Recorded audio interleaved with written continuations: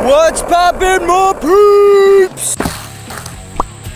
I am really excited about today's video. Today we're gonna talk about cinematic storytelling in these cinematic sequences, and who better to do this with than Jeff from Story Greenlight? Hey man. What's poppin', Jeff? Hey, do you mind if you just introduce yourself real quick? Sure, this is my edit bay. This is where I spend the bulk of my day editing television here in Los Angeles. This current gig is a show on NBC called American Ninja Warrior. I get to sit in this room thinking all day long about video editing and how to tell a story. Let's talk about story. So here's the thing, whenever we talk about telling a story of any kind, I always want to start by defining what a story actually is.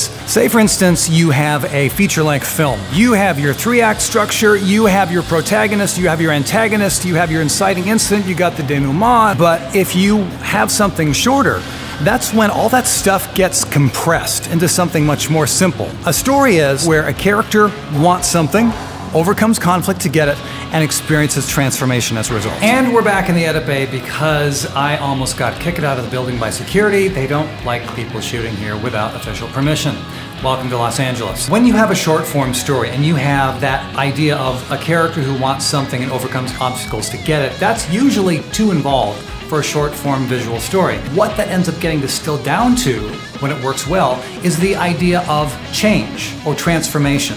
Showing a progression, starting at point A, ending up at point B. And that's exactly it. In these cinematic sequences that we create, they're typically between 10 and 30 seconds. And that's just not enough time to develop a character, create a conflict, and find a resolution. So when you're shooting these cinematic sequences, if you want to tell a story, all you have to do is show progression. Show starting at point A and ending at point B. And that could be something as simple as just showing your viewer what you're doing at that moment in time. Some examples that I've done in the past is biking to the coffee shop and getting coffee and donuts, or going on a hike with my buddy and taking photos, or shooting photos with my buddy and then going to get pizza. All you have to do is shoot it in a way that you show a character of some sort that doesn't necessarily have to be a human being. It could be an animal or an object, and showing this character go from a point A to point B. I think a major thing that comes into play when you're shooting a cinematic sequence and trying to tell a story is to make sure that you're shooting with intent. Alright, let's talk about editing now. I know Jeff has a really cool tip that he wants to tell you guys about shot sequencing. There's a guy by the name of Kuleshov, who is a Russian filmmaker back in the early 1900s. He was famous for something called the Kuleshov effect,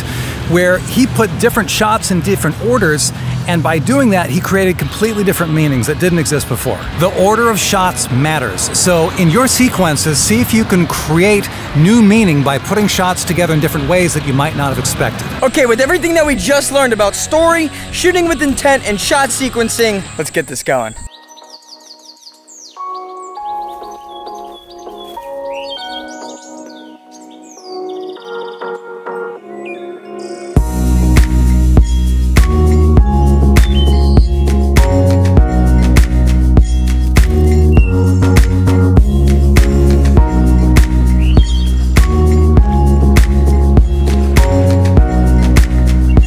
Here's the thing.